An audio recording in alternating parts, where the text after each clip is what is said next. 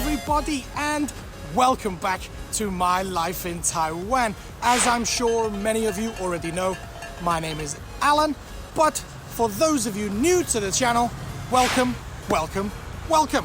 And for the many of you that watch my channel from overseas outside of Taiwan, I know there are literally dozens of you. You may think that with a latitude of 24 degrees and being smack bang on the Tropic of Cancer, that Taiwan must enjoy 365 days of year-round sun and hot weather. Well, let me tell you, that isn't quite true. And despite the fact that this winter has been somewhat mild so far, as you can probably tell from the scarf, the jacket, and the sweater, the weather has taken a turn for the worse, and it is bitingly cold this week. So when the weather does turn like this, there's only one food here in Taiwan that can truly warm my cockles, and that can be found here. Taipei Hongshao 牛肉面.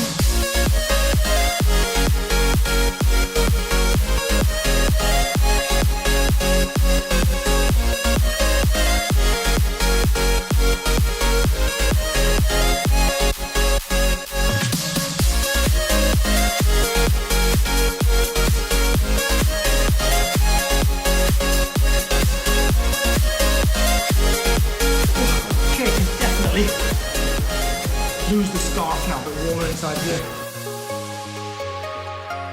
Yes, so as the title has probably already led you to knowing, we are going to be eating the perfect winter warming dish and something that can probably be classified as one of Taiwan's national foods.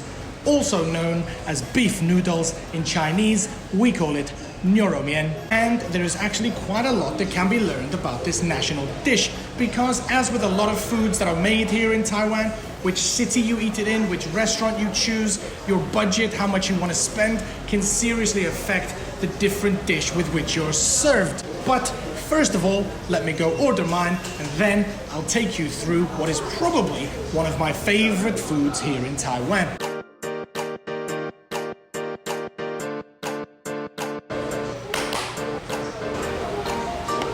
Okay, so the food has been ordered and it should be here in literally seconds. But first, let's go into talking about some of these other varieties and the different options that we have when it comes to beef noodles here in Taiwan, and especially how it's affected by the culture. Probably the most simple and basic option we have, which was actually created by the predominantly Muslim Hui people of the Tang dynasty hundreds of years ago, is a simple, bog-standard 牛肉面. And although recipes will vary greatly from restaurant to restaurant and city to city, it basically consists of a stewed or braised beef in a beef broth soup with various different vegetables or spices, and of course noodles. The noodles, again, they will vary greatly according to the restaurant or indeed personal preference, but they tend to be a stronger, thicker noodles, which you'll see later, which is my preference,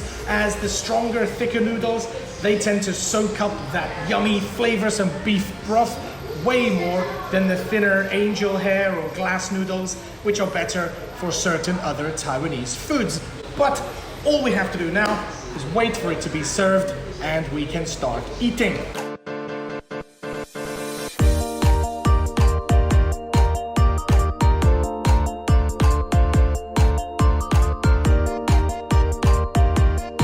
Okay, so as you can see, the food has been served, and instead of that simple basic 牛肉面, which I mentioned earlier, I've gone for a slightly more special variety known as 红烧牛肉面. This one is much more iconic to Taiwan, as it was brought over from the Sichuan province by the KMT recruits when they left China and came into Taiwan, into Kaohsiung, I think. Basically, the difference between this 红烧牛肉面 And the more simple variety is that this one has had soy sauce added to it, giving it a richer, more deeper color, and for me, a bit more of an interesting taste compared to another variety known as Qingdun Nyoromian, which is a clear broth, a little bit lighter, not so intense flavors in my opinion, but both varieties are readily available here in Taiwan, and it usually just comes down to personal preference as to which one you prefer. How about you? If you are lucky enough to have tried both Hongsao Nyoromian and Qingdun Nyoromian, then let me know in the comment section which one you prefer and why.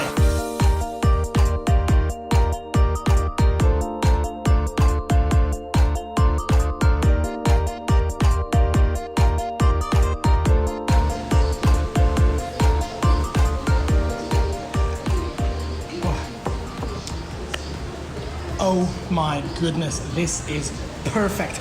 Absolutely full of flavor, and the richness from that soy sauce in the beef is the reason I've made it my favorite Taiwanese food. Absolutely delicious. And seeing as it's winter, need a little bit more spice. It's always good to add a little bit of chili, not too much. A bit of chili and soy sauce into the beef noodles. Just again gives you the extra bit of winter warmth.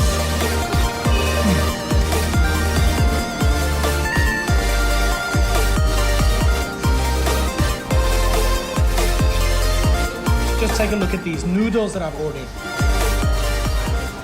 That is what's known as dao xiao mian. Basically, it's just noodles that have been cut with a knife. So there's almost, I think these are probably the thickest, biggest noodles available. And in my opinion, the bigger the noodles, the better when eating a delicious beef broth like this. Absolutely perfect beef, perfect noodles. What more can I say?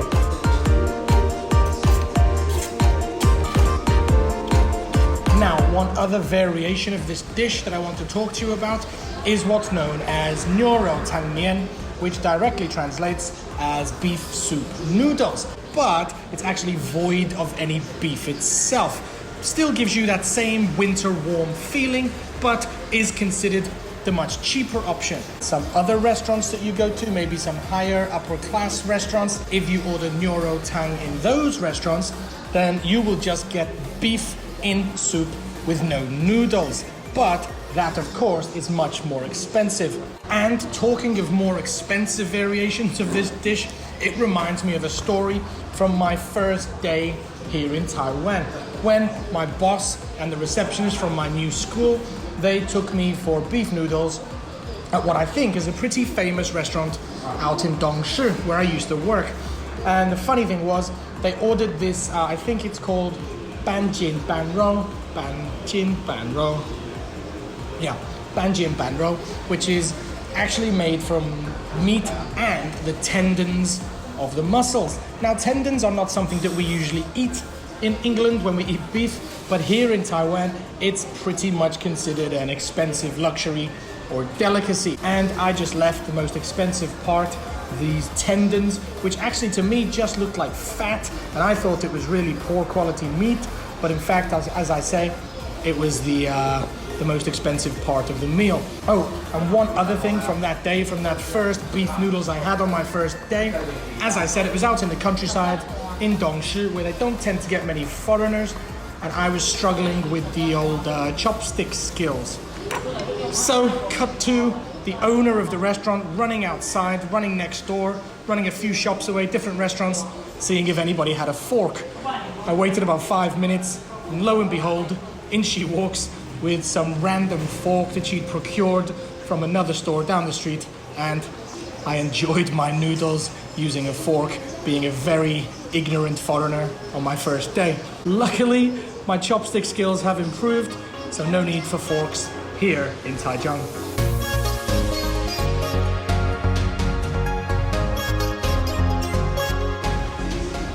Right, okay, so noodles pretty much finished, absolutely delicious. Before we go, there are some other things I want to share with you. This one is a kind of dougan. Now, I usually don't like tofu or the hard, chewy dougan, but this one is rather soft, I couldn't tell you much more than that. I'm not sure how they prepare it, but to me, it kind of tastes a bit like a boiled egg. I can't really describe it. I shouldn't be a food YouTuber if I can't describe it in detail, but very traditional Taiwanese food, affordable and healthy. Is it healthy? You can let me know in the comment section. As far as I know, pretty healthy and good to eat. And the next one in the middle here, this is 猪耳朵, which is basically pig's ears. It's always been something that I've loved here in Taiwan, and with beef noodles, just a perfect accompaniment. Get it down the hatch.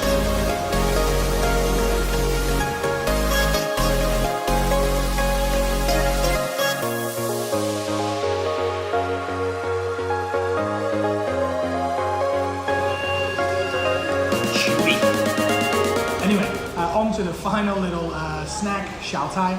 It's a tea egg, as far as I'm aware, but I think they cook it in soy sauce as opposed to tea, or some sort of soy-based liquid. Just adds an extra bit of dimension, an extra little flavor to it that I've never had before I came here. See? Just a bit different to a Western boiled egg. Okay, so that is my beef noodles and xiao tai all finished. Let's get paid, get outside, wrap this video up.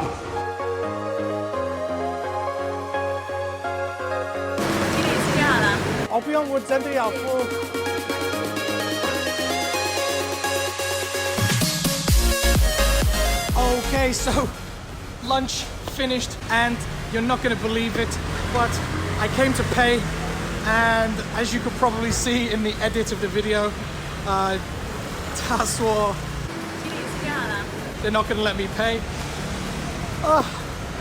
It puts tears into my eyes, the generosity of people, and I'm a little bit speechless as how to end this video. Usually I have a kind of something I want to say, but the generosity here is absolutely astounding.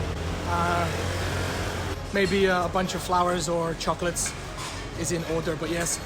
Anyway, thanks for watching to the end of the video. If you haven't already subscribed, then do so. I'm going to be making lots more videos like this. Chinese New Year is coming. I've got 9 days away from school with no plans. So let me know what videos do you want to see.